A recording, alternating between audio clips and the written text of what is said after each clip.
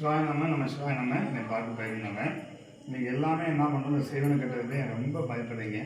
செய்வனை செஞ்சாங்கய்யா, இப்போ வியாபாரம் விட்டுட்டாங்க, ஒரு தொழில் சம்மந்தம் முடிஞ்சு போச்சுங்கய்யா, ரொம்ப தொழிலில் முடங்கிட்டீங்க, எதுவுமே பண்ண முடியலைங்க அப்படின்னு சொல்கிற அனைத்து பேருக்குமே இந்த வெள்ளி விசேஷமாக இன்னும் 2-3 வெள்ளி இருக்குது.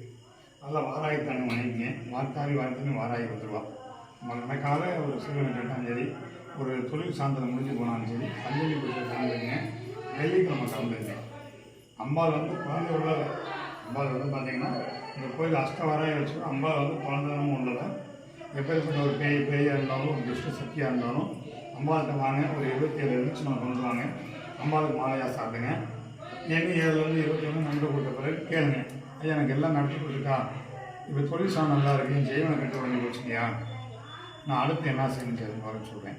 ஒரு இப்போ இந்த காலத்தில் எல்லாருமே மனசை ஊனமாக்கி வச்சுக்கிறோம். எதுலையுமே பயமுறுத்த முடியாது.